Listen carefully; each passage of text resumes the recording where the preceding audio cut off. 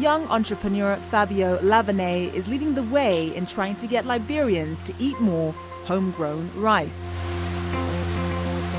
He started the country's first commercial-scale rice processing facility, Fabra, Liberia.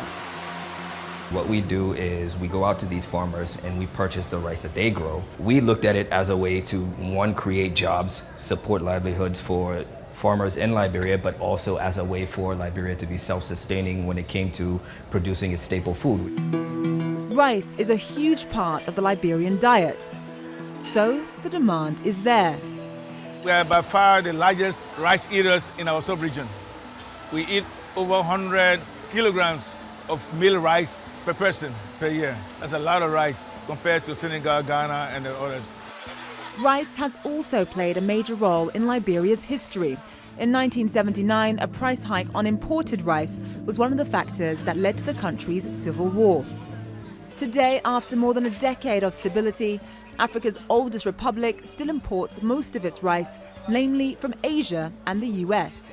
It costs the country up to $200 million a year.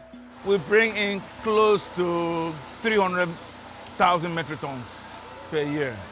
Our demand is around 400,000 to 450,000. Fabra, Liberia is growing at a slow but steady pace. As they introduce large-scale processing techniques, they hope Liberians will accept locally produced rice over imports.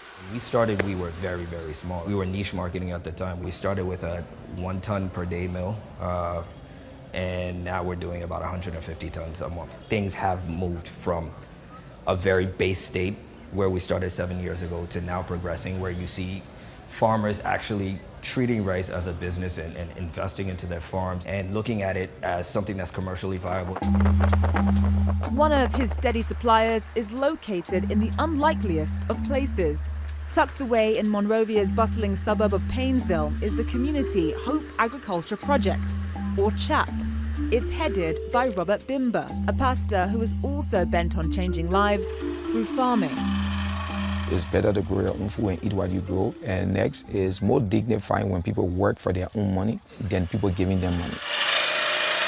Through a partnership with Japan, the Liberian government has given CHAP access to 1,800 hectares of lowland to cultivate. In 2008, this place was a criminal hideout. This is in urban Monrovia. This place was butch, and criminals were giving people a hard time in the community, so we saw the need. That criminal hideout has been turned into rich farmland, growing mostly rice, seed rice for planting and mill rice for eating. We just harvested, and now we are planting a new rice. So now we introduce a system of rice intensification, where it's a climate-smart approach, where you plant less rice and get more, and you can use all seasons. And it's providing a lot of hope for people. Many farmers complain that the government subsidizes rice imports but doesn't offer subsidies for growing rice. The Ministry of Agriculture says it plans to start offering seeds and fertilizer with help from the African Development Bank. The government is also addressing other concerns. Our biggest challenge really is infrastructure.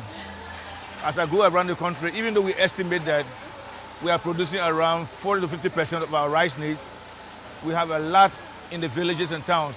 We don't have access to roads to be able to truck the rice out of the hands of the farmers to process, to package, and to sell. So this is one of the types of rice that we mill here at Fabra. This is red country rice, as it's affectionately known in Liberia.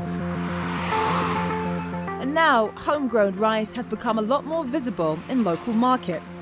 This makes Lavaney optimistic about the future. Just looking at where we started from and where we are now and seeing, some of the things that are coming up around us with other millers now getting into the industry and seeing that, more attention is being paid to local production, I think that that's something to be proud of. I mean, we are pioneers. I feel like we're pioneers in doing that, and, that's great.